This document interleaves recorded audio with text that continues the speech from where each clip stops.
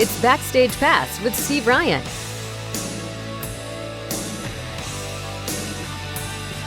And here's your host,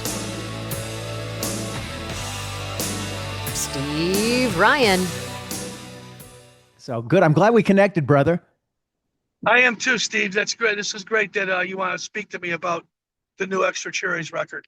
Yeah, I got the cover right behind me there over my shoulder. I was spending some time with it.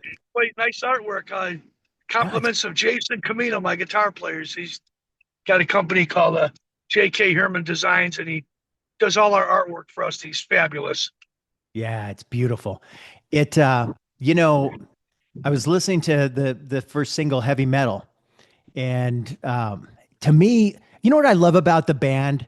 What I love is Enough's Enough. You guys have been doing this a minute, right? But you know when you hear Enough's Enough song. I mean, you guys haven't strayed too far this way or too far that way. You kind of stay in your lane, and I know when I'm hearing your music, and I love that about you. Well, thanks. We've always wore influences probably on our sleeve. And like as I've said before, show me a guy without influences, I'll show you a guy who hasn't written one note. Yeah, yeah. So you are But what you eat at the end of the day. And as far as what we do for a living, the records, they vary. They're close in proximity. When you listen to the first album up to today, there's still influences that are there that we carry every day. But I try to mix it up a little bit. I'm not making the same record every single year. I really think about that when I'm putting these songs together, and I experiment a little bit, and sometimes it works, and sometimes it might fall to the wayside. But for the most part, I'm feeling pretty confident in our abilities to make a good record. It's a matter of finding the songs. That's the most important thing. As Mick Jagger, if I can quote him, you have to hunt for a long time to find your kill. So yeah, I think that we've done a fairly good job throughout the years of finding material that seems to suit what we're doing as a band for our age. yeah. Well, heavy metal. I'm listening to that, and it reminds me of '80s rock in all the best ways. I appreciate that old song, by the way. I wrote that one 10 years ago, and it just didn't make any records. For some reason, we just it always slipped through the cracks. And we had so many other songs, and I don't know who picks these songs because I sent them out to the label, and the label goes yes or no. But eventually, I went in the studio over at Stonecutter Studio in downtown Chicago with a guy named Chris Steinmans, who's worked with Alice Cooper and Kiss and other artists. And I was able to concoct a nice little 4-minute ditty right there with my old drummer Daniel Benjamin Hill. It came out pretty nice. I'm pretty happy.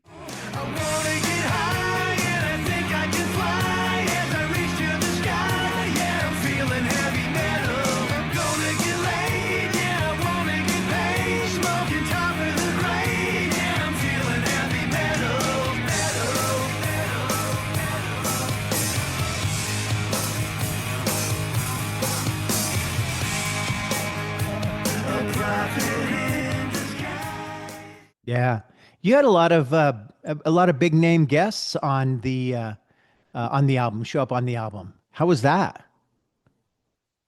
Well, Steve, I gotta be honest with you. I had no idea I was going to be able to bamboozle all my old friends that come down and play on the record. And basically, as I was recording the record for Cleopatra, by the way, Brian Pereira, the president, said, "Man, why don't you get some of your friends to play on the record? It could be good for you." And I said, "Well, I got Dax Nielsen from Cheap Trick. He's going to play drums on the whole thing, excluding heavy metal, which is Daniel Benjamin Hill." And he says, "Hey, you got any other friends? You should call them up." And I have tons of rock star friends. And I had a track from a long time ago with Steven Adler when he used to live in my house in Blue Island, Illinois. And I thought, well, maybe I could put Steven on the record as well for a song. And then I started getting ideas. I went through all my library of material that I had from the past and from today. And one of the tracks was Neil Sean playing with Enough's Enough back in the old days over at Chicago Recording Company. And Wow. I've been missing this track for 30 years. I haven't found it. And I know that Neil likes the band, and we shared the same management company for years, which was Herbie Herbert, the late Herbie Herbert, fabulous manager, one of the great. Doc McGee called him the greatest rock manager in the business. And I thought, well, maybe I can get Neil on this track, and he's already playing out here. It's a live studio recording from the band from years ago. Donnie's playing piano on it. There was no vocal on there.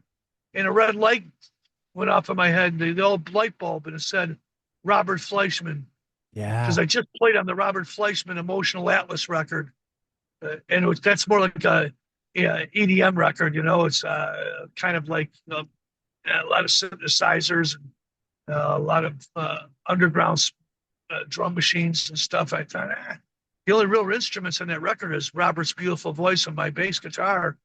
And we pulled off a miracle and came up with a wonderful record there. All songs Robert has been written through the years.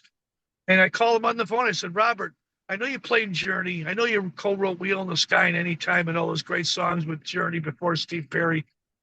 It'd be an honor to be if you listen to this new record I have that of old material that I did with Neil Sean and Donnie V. And Donnie's playing piano on it. There's no vocal. He says, send it to me. And he heard it, loved it, came down to Chicago to my studio. And within 2 hours, we had a great new song. And that really made me happy to be able to share something like that with the audience. A lot of Journey fans out there, a lot of Vinnie Vincent fans as well. It's only fitting that those songs don't sit in the vault and people get a chance to hear them. And that's a Yeah. real record right there. That's 4 guys plugging in, no Pro Tools at the time. We obviously recorded Robert's vocal Pro Tool, but the whole recording, the piano, the bass, the guitars, Neil, all that stuff, that was all on 2-inch tape. That was all Yeah. analog back in the old days, how you made records. And it was live, and there was no fixing up stuff like, hey, let's punch this in. When Neil Sean plays, the guy, he plays guitar, and it's his voice. He's a wonderful singer. So I think we came up with something really special for the fans there. And I'm real happy to share it with the audience. Yeah. It's called Shine. I was listening to that. So great.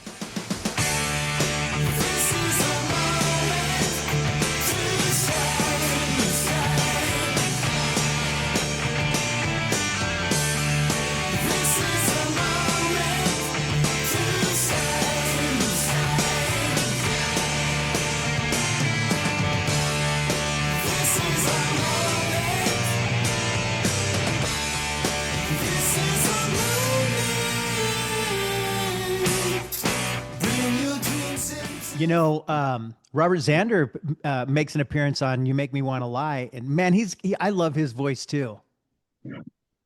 There's nothing like Xander. He's one of the best out there. I had old recordings of Robin doing stuff with me on my solo record, and I basically took the same approach right there. Had some stuff on there he already sang. I didn't want to bother him. He's singing a song called "All Day and All the Night," which is coincidentally one of the first songs he ever did with Cheap Trick when he joined the band. And he did a fantastic job. And after he's singing, I go, what do I owe you, bro? And he goes, don't worry about it, bro. Happy birthday, which was fine, right? I still wanted to speak a little bit and was able to send enough money to send him and his wife out to Nobu for a night, have a beautiful dinner. And on the track, I have Dax Nielsen playing drums on that song as well.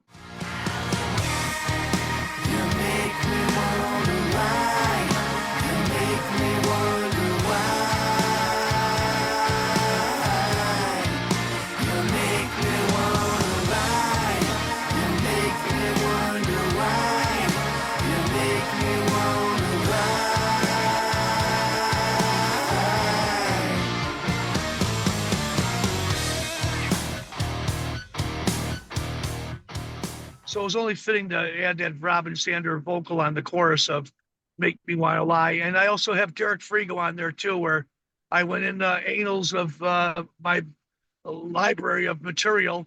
And I probably have 3-4 hours of Derek's just playing guitar solos. That's it, in the studio.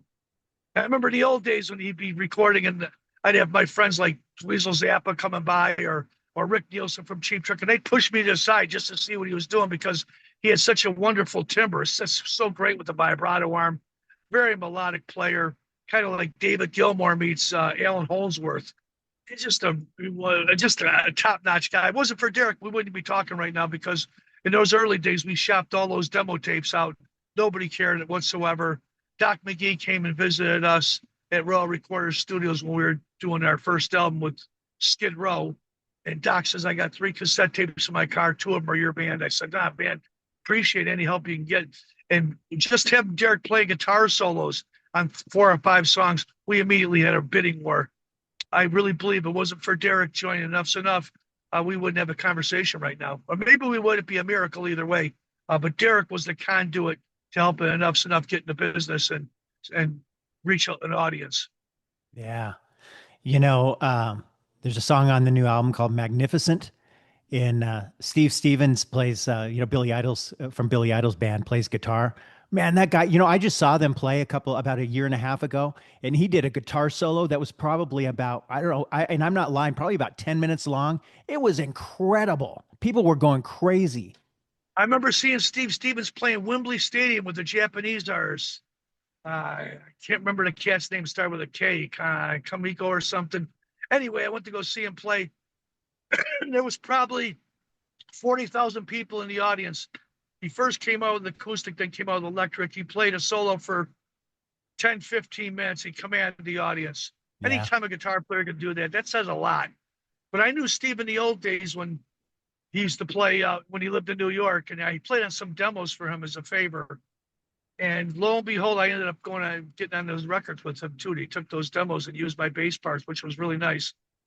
And about 8 months ago, I got an Instagram message from Steve saying he was listening to Little Steven's Garage Radio. Wonderful show. Little Steven Van Zandt runs it, from Bruce Springsteen's band. Mm-hmm. And he's got a wicked cool records. He's got his own label as well. And he said, I heard a song called, I think it was Man Without a Heart. Could have been, I believe in, Gotta Believe in Love, one of those songs that Little Steven plays in his network quite often. And he goes, what a great song. He goes, man, I'd love to do some recording with you guys. And I said, I'm doing a new record right now, Steve. Can I send you a couple of songs? And the first one I sent him was Magnificent. And he immediately sent me a message back. This is fantastic. Solid as a rock. He goes, I'll play some guitars on there, and I'll even throw some solos on there. I said, that's great. And then he did some arrangement stuff too as well. And I listened to everything he said. He did a little breakdown after the last chorus. He's a wonderful songwriter as well. I listened to all his ideas, and I'm tickled pink to have Steve Stevens from Billy Idol playing guitar with Enough's Enough.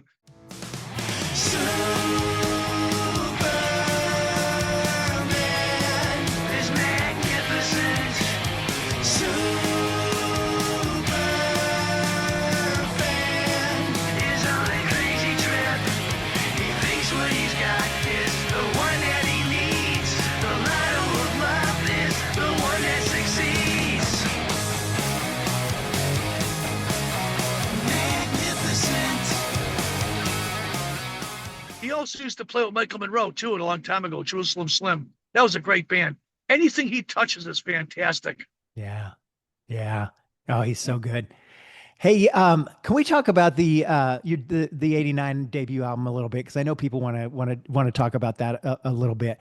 Sure. And, I obviously, Fly High Michelle was kind of my introduction to the band, and great song, huge song. MTV played the heck out of that song. You couldn't turn on MTV without seeing that video.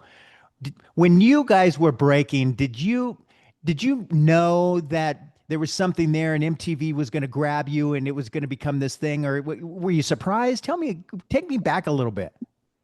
Yeah, of course. We did the record.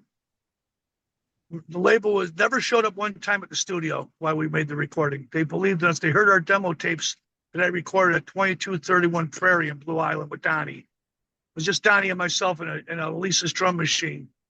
Then we put the other parts in there afterward. From there, we finally found a management company. Bob Brigham and his partners ended up bringing us over to Royal Recorders in Lake Geneva. And we recorded that record. And we did everything in less than a week, the whole record. Wow. With Dan Harjong and a guy named Rich Denahart, who was working with Adrian Blue and the Bears. Yeah. And we knew we had something, but we didn't know what it was until we had Paul Lanny from Los Angeles, who was doing Peace Sells and Who's Buying for Megadeth, come out to mix the album. And we heard there was some really good material on there. And they were doing that Monsters of Rock stuff back then as well, over in Lake Geneva, Wisconsin. So all the bands would come in there, Kingdom Come and Van Halen and Cinderella. And there's a plethora of great band, Dokken. And they all came by the studio to check our stuff out while we were recording out there at the old Americana Hotel. And everybody said, you guys got some fantastic songs. So we knew we had something, but we had no idea the trajectory and what was going to happen until we went out to New York and met with our president, Derek Shulman, who used to be the singer of a band called Gentle Giant. And he knew about the music business, and he was responsible for Cinderella and Bon Jovi signings. And he hooked us up with a guy named Rick Krim over at MTV. And Rick Krim and Abby Conowitz and a couple other heavyweight people there invited us to have a nice little meeting there. We sat down, and Rick was a big fan of like Badfinger and Raspberries, and he loved Enough's Enough. Loved Cheap Trick too. A big Jellyfish fan as well. And Rick was the catalyst. He says, "Okay, we'll try to get you guys some spins on here." And that was what helped us have a career and why I'm talking to you right now. Because MTV started playing the video every single day. The fans are the ones that helped made it happen. People were calling in, wanted to hear the band, wanted to see the band. We were dressed flamboyant and colorful. It was very glam rock.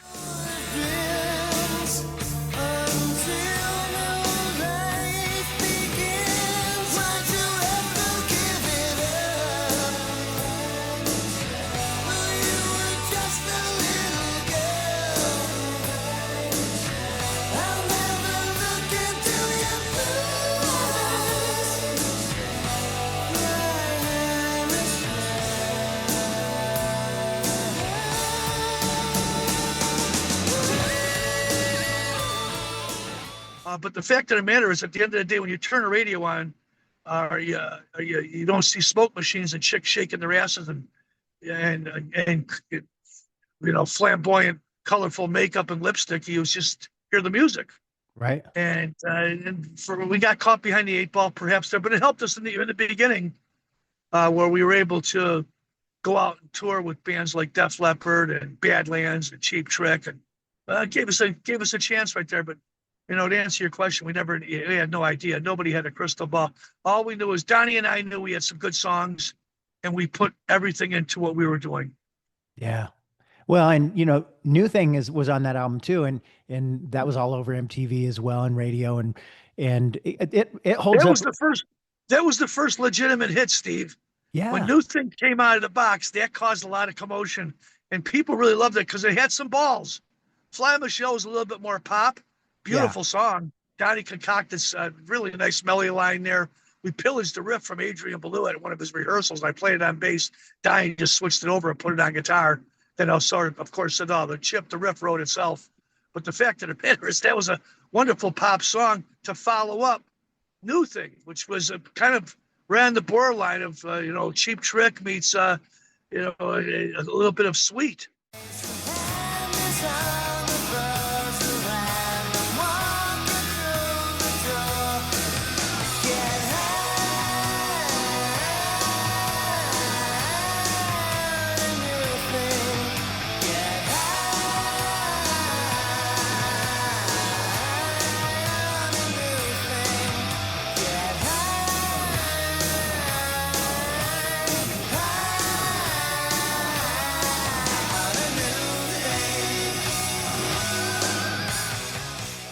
Yeah, for sure. A ton of character, and it had some balls to it. The next single was supposed to be For Now, after Fly Michelle, and that never came to fruition. The record company said, we're going to start the next record. But there's a bunch of songs that could have been singles on that album. I think that I Could Never Be Without You could have been a smash hit at radio, for sure.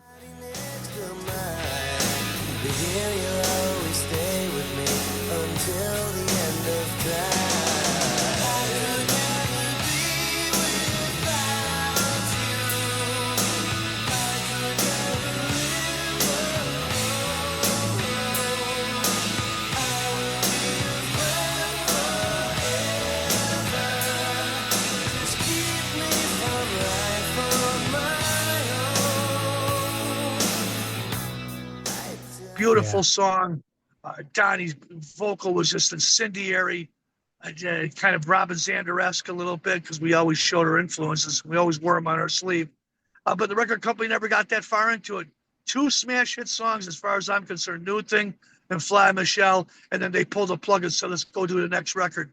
And it pissed us off. We wrote 40 songs for Strength, recorded 32 of them, and only 15 of them made the record because the record thought that we were being a little bit too ambitious and that people didn't have the fortitude to listen to all the songs. Wow. You know, this, I like the Strength LP. There's a song on there. I was just listening to it yesterday called Baby Loves You. Well, Baby Loves You wasn't even supposed to be on the record. Really? I fought to get that on the record. Donnie and I fought tooth and nail because we seen the change of the guard in the music business. We had Nirvana and Soundgarden and Pearl Jam and Alice in Chains. All that stuff was coming up. And we said, you know, these songs here, they're very, very complex. She'll be forever mine. And she says that your baby loves you. Yes, your baby loves you. When your baby loves you, nothing's gonna hurt you. Some nights I lie with eyes open. And it's obviously we have a lot of influences. One of them was the Beatles, and we use harmoniums and mellotrons, and they had different instrumentation on the record. But the record company insisted on putting out a song that they felt would fit the climate of what was happening in the industry. We said, we think Baby Loves You is a single. Yeah. It's a great pop song. It's got some guitar balls. Frigo sounds incendiary on his solos. It's only fitting that we put something out there that we feel comfortable with, that we go out and play live. And we recorded that song, put it out there, and it ended up doing it on David Letterman and Howard Stern, and that was a single. But you know, there was a black cloud following us, and it was just, we couldn't get past it. There was just a whole different scene that was happening over at MTV and over at VH1, and we were just caught between a rock and a hard place. Was that that frustration part of why you had moved over to Arista, or was did Clive kind of woo you over? How'd that happen? No, Steve, Clive didn't get involved until after that record came out. The record sold at the time about almost 400,000 units. We were going to go gold on that Strength record. And we had a meeting. Bob Brigham and I went down to go see the accounting people over at Atco Records. And they said that we were $775,000 in debt. And we said, for what reason? And we just changed management companies at that time, too, where Doc McGee couldn't manage the band anymore because the Bon Jovi was busting his balls and wanted his undivided attention. So they gave us Herbie Herbert. And Herbie's a fantastic manager, but he goes, go down and see what we owe, where we're at right now in the accounting. And Brigham's a genius when it comes to numbers. He knows exactly what's going on. And he goes, how the hell can we be $775,000 in debt if we've sold over 400,000 units? And the record company showed us all the stuff that we had to pay for. Yeah. And with the word, all you musicians out there, watch out for that word recoupable. It means you got to pay it all back. So between videos, tour support, buses, hotel rooms, promotion with press, everything that's involved with putting a record out there, we were just beyond belief with our expenses. And there was nothing we could do about it. So we kindly asked for a release. And during that time is when we got a note from Arista Records and Clive Davis saying they were interested in hearing some of our new material. And we sent them a couple of songs. One of them was Innocence, which is probably one of the best well-written songs in our vocabulary of Eunff Snuff material. There goes your innocence. Who's to say what's right or wrong? 'Cause it's your innocence. And when you give it up, it's gone. And in your heart, in your mind, if you feel it's the time, your innocence is gone. And he immediately wanted to sign the band. So that was it. Flew out to New York, go see Clive Davis. Great. Yeah. We got another life. We're going to be happy. You know, after selling the first record gold, second record 400,000 units, it's got to be gold by now, although we've never been credited for any of that stuff. And we go to New York to go play for Clive. We have a wonderful meeting. We do a showcase. We're going to hit a home run, it looks like, for that. The night before the meeting, Donnie gets arrested in New York, doesn't show up at the meeting. We tell Clive that Donnie's grandfather's not feeling well.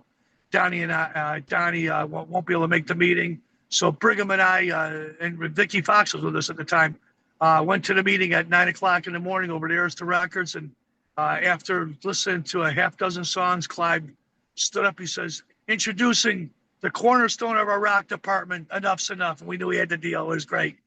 And of course, we got Donnie out of jail after that. I know we had some showcases. They were great.